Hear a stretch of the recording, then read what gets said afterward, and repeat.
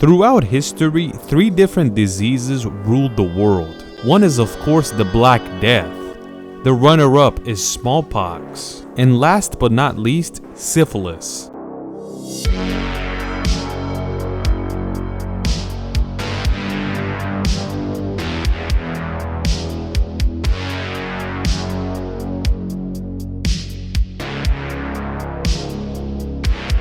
Syphilis is a type of disease that can make a person go crazy.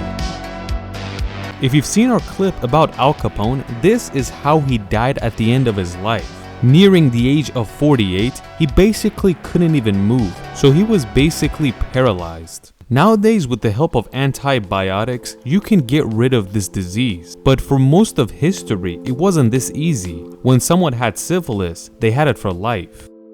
Nowadays, each year, more than 6 million people get infected with syphilis, and if they have access to things like penicillin, they can easily get rid of it. But since back in the day they couldn't do anything about it, it was known as a terrifying disease.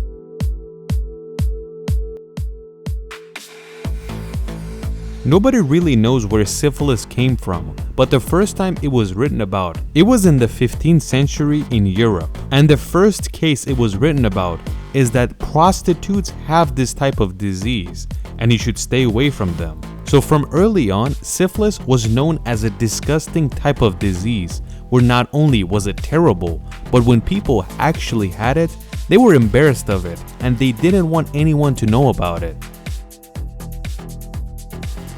It's at the same time where Europeans are setting sail to America to find more gold and treasures. And one of the first gifts they bring to the Native Americans is smallpox and syphilis.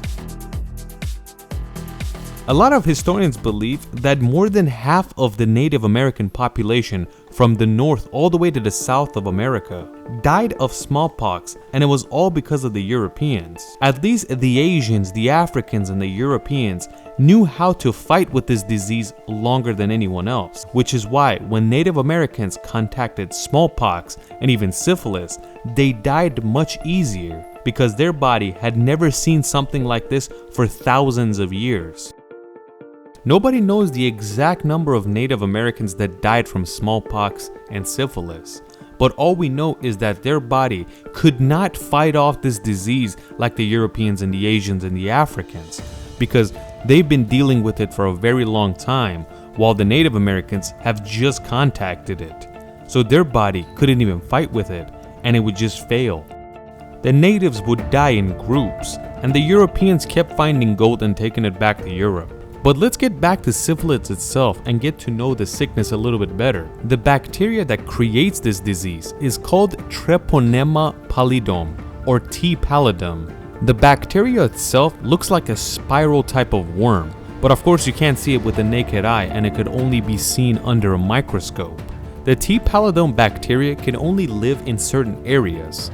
It has to live inside a body.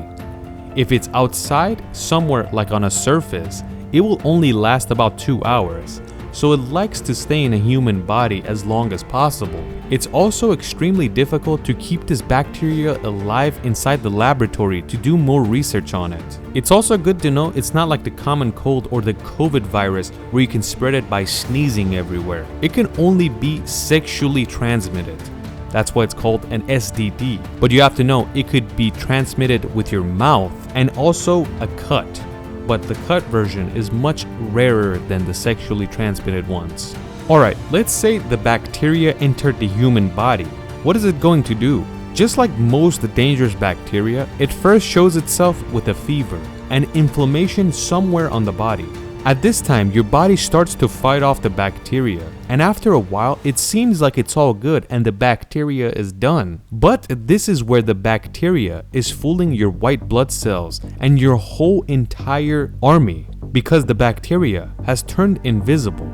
It hasn't literally turned invisible, it actually changed the proteins on the sides of it, so the white blood cells cannot even detect it anymore. It thinks this bacteria belongs inside the body, so it doesn't even try. When the T. pallidum bacteria realizes that it could stay low-key, it starts reproducing and raising its population, aka army. After 3 weeks passes, this sickness comes back and the person gets fever and feels sick once again. This is now considered syphilis, and the person is officially a patient. After the 3 weeks, you could also see where this bacteria entered the body because it's very infected and there's a large portion of this bacteria living there. And this is exactly where the bacteria entered. This could only be found in the mouth area, the genitalia, or a cut, which is much rarer than the other two.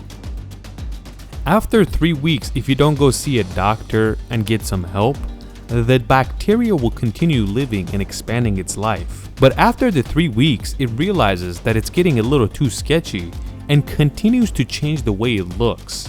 And after days and days, the way the bacteria looks differs from the other bacterias, but they are all T. pallidum, and this is all to throw off the white blood cells inside your body. The more time passes, the more bacteria you have, and the more space they're conquering. It will get to a point where they're in every part of your body. The power this bacteria has is that it continues to change the way it looks, and this is the reason why the human immune system has trouble fighting it off, because they can't easily detect what's bad and what's good, so they just leave it be. The bacteria also doesn't stay in one spot only and continue growing there.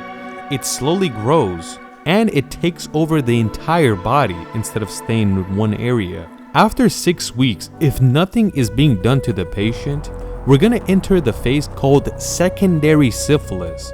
And this is when it's starting to get very sketchy. If you remember the first 3 weeks, you could see the area where the bacteria entered the human body, which was the tongue in our case. But after 6 weeks, that infected area is gonna turn to your entire body. You will see infected cuts like that throughout your body, and they're very painful. Alongside these infected cuts throughout the body, all your hair continues to fall. You experience quick weight loss, you have high fevers, and of course a lot of inflammation. You could say your immune system is the best army, so they continue to fight off this bacteria. But once again, the T. pallidum bacteria fools the human immune system. Your white blood cells think they defeated this bacteria, but it has gone invisible again, and it's trying to enter the dormant stage. In the dormant stage, it's actually the most dangerous because this bacteria is going to be here for a while.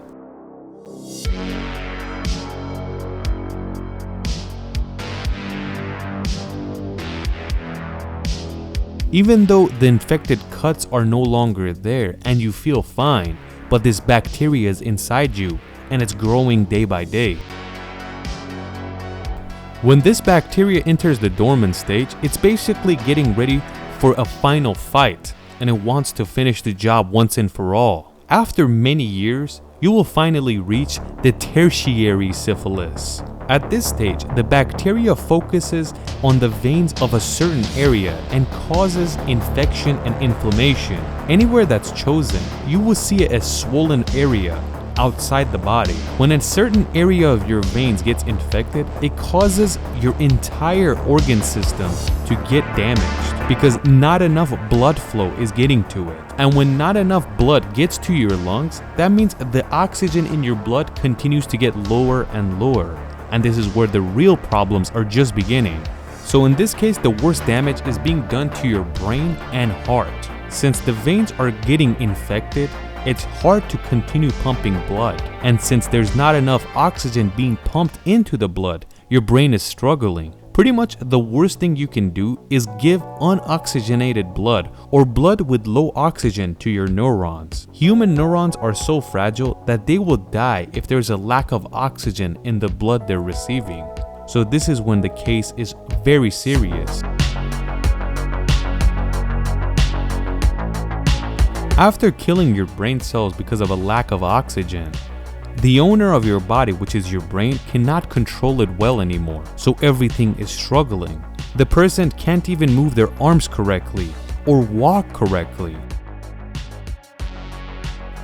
It even gets to a point where you can't even blink properly, something you and I can do without thinking. But when there's low oxygen in your brain, you can't even do it properly. You could say all hope is lost in your brain power, and you start hallucinating and seeing things that are not real.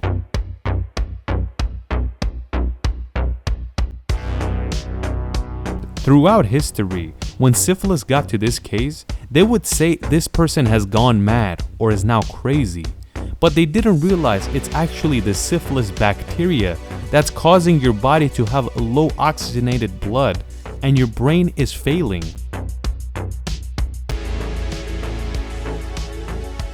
When this continues, the brain power gets less and less, and it gets to a point where the human body is paralyzed. And after struggling for many months or maybe years, the person will die of a heart attack or a stroke.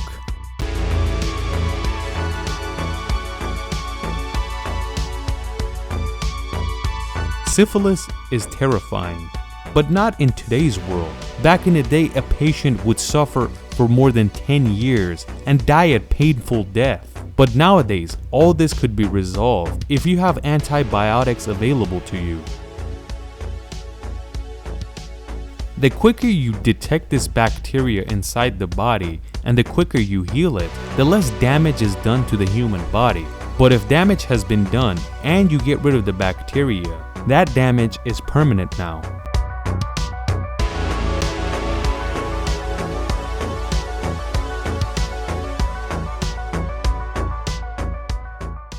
It is because of these things that syphilis is known as a terrifying disease. I wish you all the very best.